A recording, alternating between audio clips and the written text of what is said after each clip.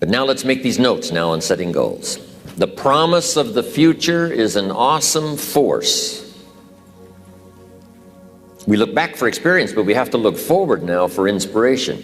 And what gives us inspiration to get up in the morning and do our job, learn skills, develop all that we can possibly be, is the promise of the future. And it can be so powerful that it can overwhelm any adversary you might have, any difficulties you might have. Here's a key phrase: reasons make the difference in how your life works out. Reasons make the difference in your appetite and zest for taking on the challenge, doing the job, becoming successful.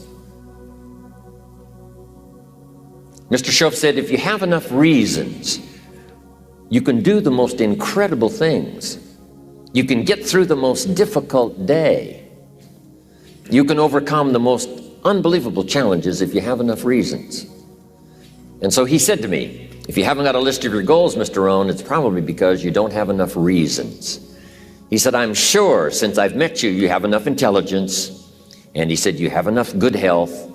And he said, you have, all of those things working for you. But here's what you must work on now, is to have enough reasons.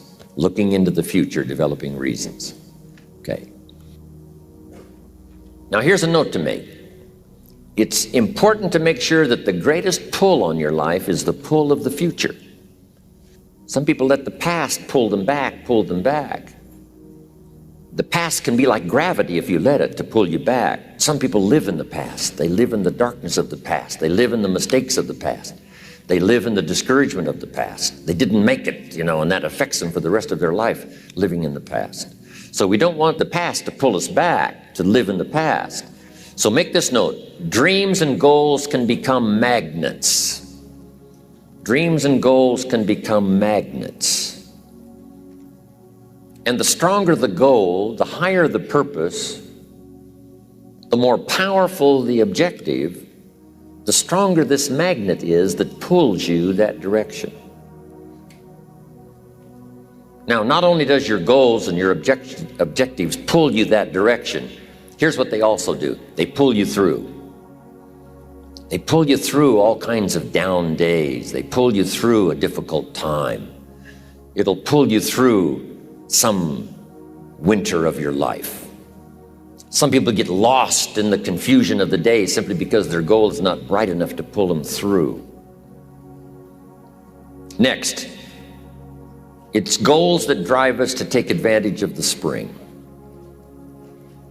Why would the farmer put the plow in the ground in the spring if he couldn't see the vision of the harvest when the summer is finished? Is it possible to see the finished harvest? And the answer is yes.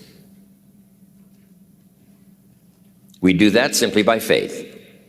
Key phrase: faith is the ability to see things that don't yet exist. So here's what we want to do in our goal-setting session, is to start looking into the future of what you would like to accomplish and where you would like to go, the person you would like to be, and see if you can't get a better picture of the finished objective. See yourself there. See yourself in possession of. For your dreams to greatly influence you, for the future to pull you, your future must be well planned. There are two ways to face the future. One is with apprehension, the other with anticipation. Guess how many people face the future with apprehension? Why? They don't have it well designed. And without really thinking about it, they have probably bought someone else's view of how to live. You will face the future with anticipation when you have planned a future you can get excited about, when you have designed your future results in advance. In this way, the future will capture your imagination. It will exert an enormous influence on you. And to design your future, you must have goals. Well-defined goals are like a magnet. They pull you in their direction. And the better you have defined them, the better you have described them, the harder you work on them, the stronger they pull. And they pull you through all kinds of difficulties too.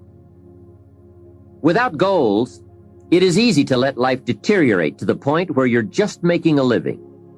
It is not difficult to get trapped by economic necessity and settle for existence rather than substance. We all have a choice.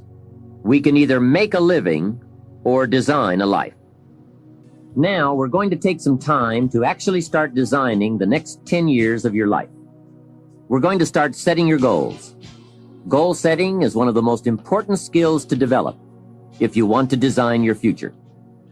I'm going to give you enough homework not only to keep you busy for the rest of your life, but also to help you create the kind of life you may have always dreamed about living, but never believed possible. So let's get on with it. The sooner you exert the discipline, the sooner you will be enjoying the results. Once the results start to come, believe me, you won't mind the hard work and discipline it's going to take. Now, get a sheet of paper, and at the top of it, write the words, long-range goals. I'm going to ask you some questions, and I want you to jot down the answers. If you don't have paper and pen handy, follow along with me now anyway, just listening. Then later, listen again when you can write down your ideas. After I've asked the questions, which is the first part of this exercise, you can stop the tape and work on your answers. Entitled this part of it now, Workshop. And under the workshop, I'm going to ask a series of questions, and it's going to serve as a model so that you can teach this to your children, you can teach it in classes, you can teach it anywhere. Under the workshop, now here's the first question. What 5 things have you already accomplished that you're proud of? Let's take some credit before we go to work on the future. We've accomplished some things in the past. Let's give ourselves credit for that. What 5 things have you already accomplished that you're proud of? So I want you to make a note of that question, and then I want you to do the exercise. Make a list of 5 things that you can think of that you've already accomplished that you're proud of. Next question. What do you want in the next 10 years? I want you to make a list of at least 50 items. Now, this is not what you think you can get. This is what you want. If everything fell into place and you could have anything you wanted in the next 10 years, what would that list be? Not something you think you can earn, not something you think you can buy, not something you think you can, finally be so successful you can get. This is what would really do it for you the next 10 years. I want you to make this list. And here's the deal now. I want you to put each item one under the other. Not side by side, but one under the other. Just let your dreams, run free here. Not what you think you can get, but what you want. If everything fell into place and you could have whatever you wanted the next 10 years, what would that be? Little things, major things, insignificant things, doesn't matter. Just make the list. To help you get started with your list, consider these questions. What do I want to do? What do I want to see? What do I want to be? What do I want to have? Where do I want to go? And what would I like to share? Now, with these thought starter questions in mind, answer the basic question. What do I want within the next 1 to 10 years? See how many things you can write down. At this point, don't take the time to describe in detail everything you want. This is the time for you to let your thoughts pour, to write fast and to abbreviate. Make the list as long as you possibly can. Try to write down at least 50 items, 50 things you want within the next 1 to 10 years. These are long-range goals. Spend about 12 to 15 minutes on this. The key is to put everything on your list. Now, the key is to take it out of your head and put it on paper. You can dream about what you want, but when you start committing it to paper, now it more formalizes. Information now starts to make a composite of an idea. And ideas can turn into hotels. Ideas can turn into enterprises. Ideas can turn into a fabulous career. We need the information. We need the stimulation. What experiences would you like to have in the next 10 years? Parachute out of an airplane, star in a movie, start a new family, learn to play a musical instrument, try a new sport. What do you want for your children? That's a whole list in itself. Education, places you want to take them. Some changes you'd like to make, some habits you'd like to drop, some new ones you'd like to acquire. You might make a list of the people you want to meet over the next 10 years. Benevolence goals. Maybe you've got a long list of projects you'd like to support. Now, this is not what you think you can do. This is what you'd really like to do. How about your investments? Properties. Make a list of your health goals. Got to have a good physical support system over the next 10 years. How healthy do you want to be?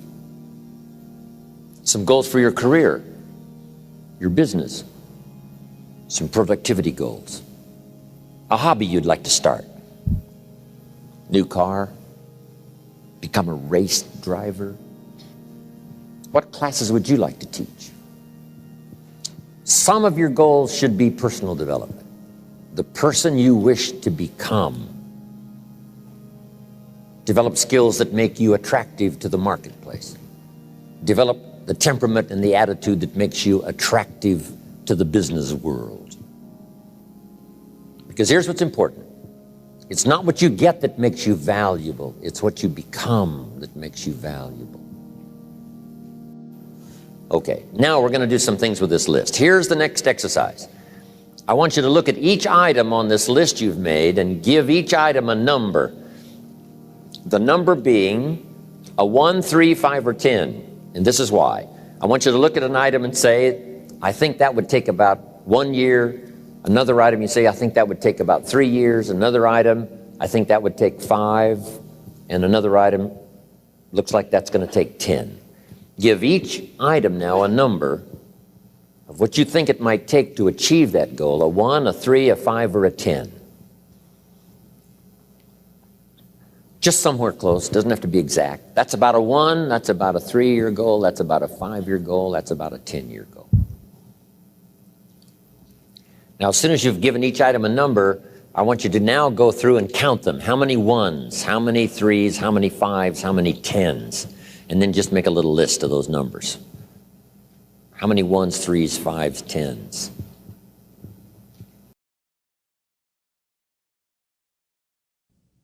When you're finished entering your time frames, there should be a fairly balanced distribution of all your goals. If there are many 1- and 3-year objectives, but only a few in the 10-year category, maybe you need to think more about what you really want your life to add up to. What kind of life you really want to build over the long run. But if there's a preponderance of 10-year goals, and relatively few of the shorter-term variety, this may be an indication that you're putting things off, that you're focused too much on where you'll be at the end of the day and not enough on what you can accomplish right now. Keep working on your list, adding and subtracting goals with various time frames until you've created a more or less even distribution. Now comes the really challenging and interesting part. So far, you've just been adding things to the list, but now it's time to start making some selections. Now you're going to start asking yourself, what's really important compared to what might just be sort of fun? Choose 4 goals from each of the 4 time frames, 1 year, 3 year, 5 year, and 10 year. Now you have 16 separate goals. So far, you've only referred to them in shorthand fashion. But now you're going to start seeing them very, very clearly in your mind's eye. You're going to see each goal just as if it were being realized this very minute. And you're going to write down a detailed description of exactly what you see. Do you intend to open a handmade furniture store in 3 years? What will the store look like from the street out front? Will there be gold leaf lettering on the windows? Or will there be a sign hanging over the door instead? How many square feet will the store contain? Will there be a showroom area for the furniture in front and a workspace in back? Or will the furniture be built at a different location? Do you intend to have any employees, or will you run the business entirely by yourself? Think of all the questions that need to be answered in order to see your goal with absolute clarity. And then write the information down in a notebook or on a piece of paper. That will become one of your most important personal possessions. But that's not all. Any goal is a powerful motivator only if there's a powerful reason behind it. Write down your reasons for wanting each goal in the same degree of detail that you use to write your descriptions. If you can't find a clear and convincing reason for each of your 16 goals, do some serious reevaluating. You may have more whims or pipe dreams than real goals, and now is the time to make that discovery. Keep working on your list until you have 16 clearly envisioned, strongly motivating, long-term goals. When the why gets big, powerful, strong, how seems to be so much easier. Without a strong enough why, the how seems to be too difficult almost to accomplish. Say, how do you manage your time? Hey, if you had strong and powerful enough goals, you'd figure out how to manage your time. You'd get a book on the subject. You'd do something to manage your time if it was worth it. If it's not worth it, why would you bother studying the art of managing your time if it really doesn't matter? But if it really mattered in the accomplishment of your goals and why you wish to accomplish them, see, you can do anything. You can get up any hour, read any book, take any class, make any change, develop any skill, do any discipline. You can do it all. When this how and the why, or when the why starts to grow, the how gets simple. Maybe one of your goals was to have $1 million home on the hill overlooking Snake River Valley. Okay, that'd be a good goal, $1 million home.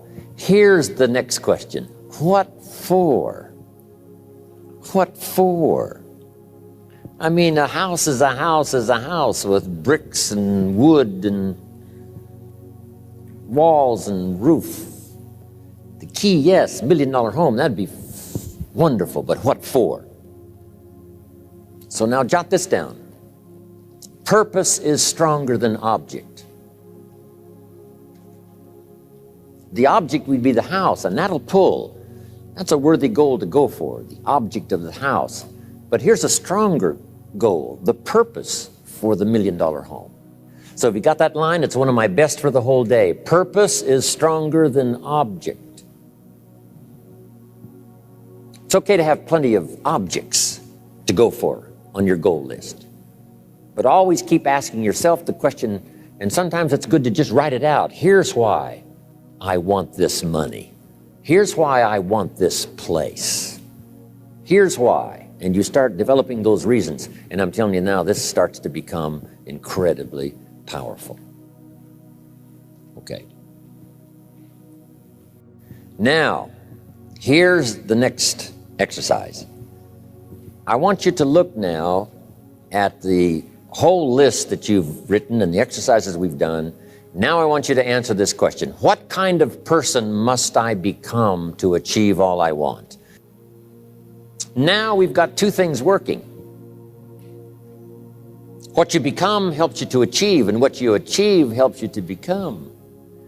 And the more you become, the more you can achieve, and the more you achieve, the more you can become.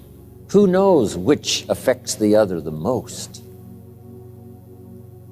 Your concept of the person you think you must become to achieve what you want.